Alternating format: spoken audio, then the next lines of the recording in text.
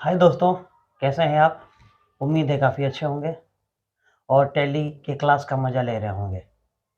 आज टैली का जैसे मैंने कहा था कि आज टैली का फंडामेंटल का कुछ पार्ट खत्म हो जाएगा और कल से हम प्रैक्टिकल पे लगेंगे और उस प्रैक्टिकल में हम टैली ERP9 और टैली प्राइम दोनों को साथ में लेके चलेंगे ताकि जो लोग नए टैली प्राइम पे यूज़ कर रहे हैं उनको दिक्कत ना हो और जो पुराने लोग हैं उनको तो दिक्कत होगा ही नहीं। जो पुराने हैं वो अपग्रेड होकर नए हो जाएंगे और जो नए हैं वो पुराने वाले भी जान जाएंगे और नया वाला भी जान जाएंगे। ठीक है, तो आज का जो हमारा पहला टॉपिक है टैली का अकाउंट।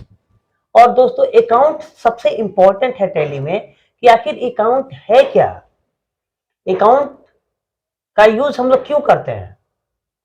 तो अकाउंट के लिए सबसे जरूरी है कि अकाउंट एक ऐसा दस्तावेज है जिसमें हम अपने कंपनी से रिलेटेड बहुत सारी चीजें जैसे कैपिटल अकाउंट, एसेट्स, इन लेबिलिटी, उसका प्रॉफिट लॉस, उसका इनकम, उसका एक्सपेंस, सारा कुछ कहाँ रखते हैं? तो अकाउंट्स के अंदर रखते हैं। और इस अकाउंट को तीन पार्ट में बांटा गया है, तीन प्रकार के अकाउंट होते हैं। सबसे पहले जो है नॉमिनल अकाउंट। नॉमिनल अकाउंट के बारे में जानिए कि इस अकाउंट में जो भी इनकम और एक्सपेंस होगा, इनकम और एक्सपेंस जो भी होगा वो कहाँ होगा? नॉमिनल अकाउंट में। कंपनी में जितने टाइप के इनकम होते हैं, जितने टाइप के एक्सपेंस होते हैं, उसको किस में रखा जाता है? नॉमिनल अकाउंट में। आप लोग पिछले एक्सरसाइज में देखे होंगे किसी किसी में नॉमिनल, किसी में रियल, किसी में पर्सनल लिखा हुआ था, तो ऐसा आप लिख सकते हैं या फिर उसमें लिखा रहता है। तो नॉमिनल अकाउंट में इनकम और एक्सपेंस की बातें की जाएंगी। उसके बाद पर्सनल अकाउंट। पर्सनल अकाउंट जो आपके कंपनी के ऑनर्स के लिए खुद का है और वो उसमें रिलेटेड हो सकता है उसका अपना खुद का जो अकाउंट है, जो रियल अकाउंट है उसका, वो उसमें इंक्लूड रहता है और उसके बारे में उसकी जानकारी रहती है।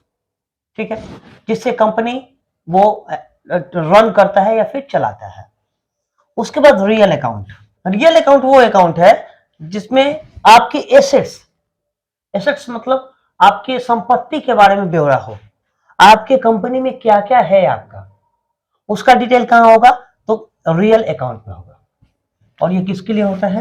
एसेट्स में आप क्या कर सकते हैं कि रियल अकाउंट के सारे इंफॉर्मेशन को रख सकते हैं या फिर रखते हैं। तो ये था अकाउंटिंग की बात, अकाउंट की बात। अब इसके आगे आता है, अब आप यहाँ पे देख रहे हैं कि नॉमिनल अकाउंट के नीचे भी कुछ लिखा हुआ है। तो नॉमिनल अकाउंट्स में इतने टाइप के अकाउंट्स आते हैं। डिस्काउंट अकाउंट, जो भी डिस्काउंट की बातें होंगी डिस्काउंट अकाउंट में, जो भी सैलरी की बातें होंगी सैलरी में, जो भी परचेज की बातें होंगी परचेज में, इंटरेस्ट की बातें होंगी इंटरेस्ट में, सेल की बातें होंगी सेल में, और इंश्योरेंस का जो भी बात होगा वो इंश्योरेंस में। तो ये है नॉमिनल अकाउंट का कुछ चीजें। ठीक है, जो इसके नीचे आता है, जो इसमें नीचे नहीं इसमें आता है। Trial balance. टैली का वो एक स्टेज जिसमें हम महीने भर का जो भी एंट्री होता है या फिर पर डे का जो एंट्री होता है वो एंट्री हमारा सही है कि नहीं, जो हमारा हिसाब किताब है वो सही है कि नहीं, उसका जानकारी कहां लेते हैं? ट्रायल बैलेंस में। और ये ट्रायल बैलेंस जो होता है आप उसको कहीं कभी भी देख सकते हैं, महीने के आखिरी में देख सकते हैं, दिन के आखिरी में देख सकते हैं, दिन के, आपकी मर्जी, आप जब देखना चाहें तब देख सकते हैं। और इस ट्रायल बैलेंस में क्या होता है कि आपने जो भी उस समय तक एंट्री किया होगा उसका हिसाब दिखाएगा, मैथमेटिकल कैलकुलेशन दिखाएगा कि आपने कोई गलती तो नहीं किया है, और गलती भी किया है तो उसको सुधारने का मौका मिलेगा। ठीक है, ये है ट्रायल बैलेंस। और किसी भी कंपनी के लिए ट्रायल बैलेंस का सही होना जरूरी है। ट्रायल बैलेंस सही नहीं होगा तो हो सकता है कि आपका हिसाब किताब है जो सारा गड़बड़ हो जाए। तो हिसाब किताब गड़बड़ करने से ज्यादा अच्छा है कि हम ट्रायल बैलेंस ही मिला लें।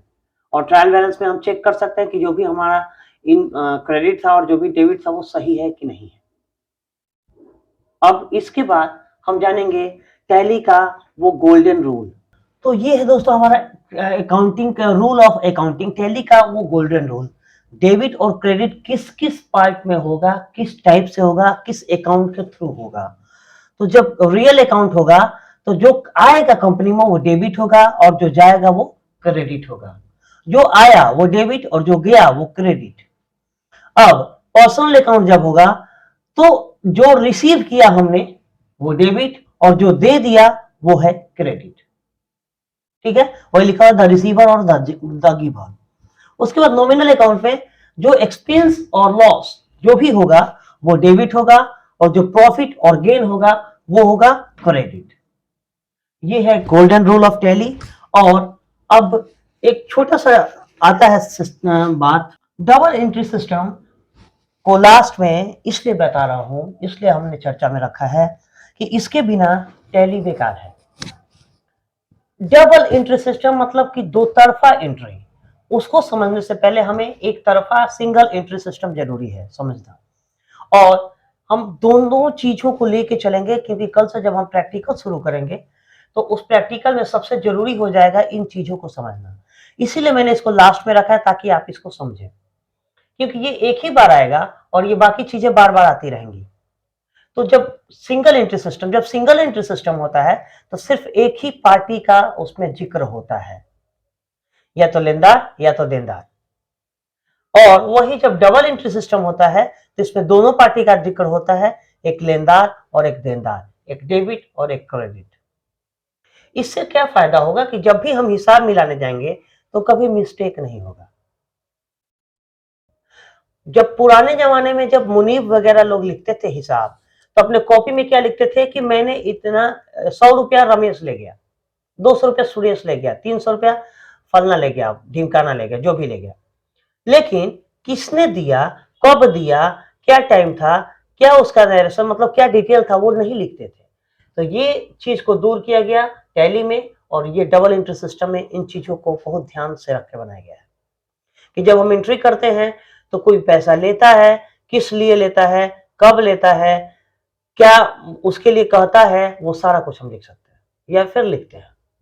ठीक है, तो ये है डबल एंट्री सिस्टम की कहानी। अब आज का वीडियो हम यहीं पे समाप्त करेंगे। उसके पहले हम ये कहना चाह रहे हैं कि कल से हमारा प्रैक्टिकल का क्लास शुरू हो जाएगा, और उस प्रैक्टिकल की क्लास में हमारा ERP 9 और टैली प्राइम दोनों एक साथ चलेंगे। तो मुझे उम्मीद है कि आप लोग उसका भी स्वागत करेंगे, क्योंकि टैली प्राइम नया है और बहुत सारे लोग उसको नहीं जानते हैं या फिर जानते भी हैं। तो उसमें जो भी मिस्टेक हो रहा होगा या फिर जो भी आपसे छूट रहा होगा, वो सारी चीजों की हम बातें करेंगे उसमें।